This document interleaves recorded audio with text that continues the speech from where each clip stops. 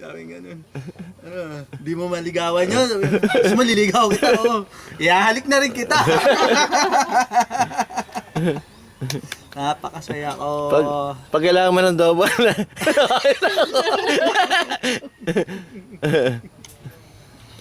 No, akin lang to. Love you. Love you ko ha. Mamaya mag-aaya na si Tito Boy. Tara na. Ah, hindi.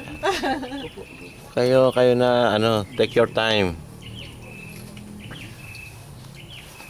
Nandito po kami ngayon sa San Rafael at kumukuha ako ng shoot.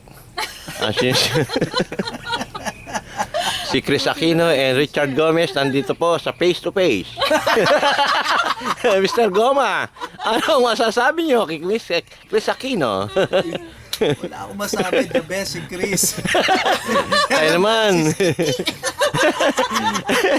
Kayo naman, Ma'am Chris Aquino. Ano masasabi niyo sa your lover? Susumbong ko kayo sa presidente. Sa kuya ko. Ang sarap. Brother ko. Naiiyak ko ka. Game ka na ba?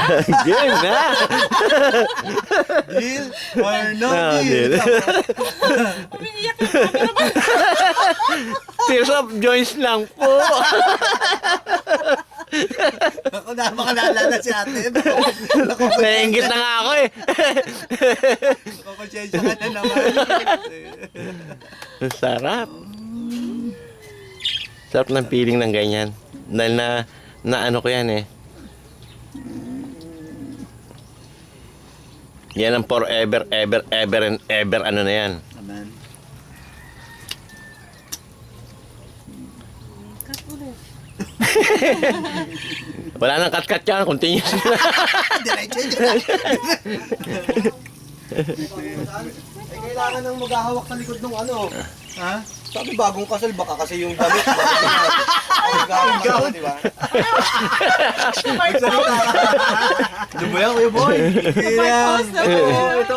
Souvenir Ano, natin. Ring meron po namin. Sarap naman. Ring bell. Siguro dito nga Sabi ko sa kanya, Tito best Jun, man. no? Ring bell. Sarap man. Dito matulog. Dito kayo nahiga, Tito Jun, no? Pwede. Pwede, no? Kaya ka niya. Okay, no? Oo nga, kaya naman. Mamimitas na kaya ako nung ano dyan. Wala namang Saan mo nakita yung kanina? lambong eh. Ayun, sa kapitbahay.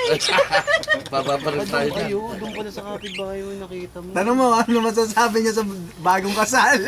Mr. Edu Manzano, ano masasabi niyo kay Richard Gomez and Chris Aquino? Nandito sila sa face to face. Oh, action, action. Oh, action, action. Okay. Oh. Cut! Ako rin, ako rin.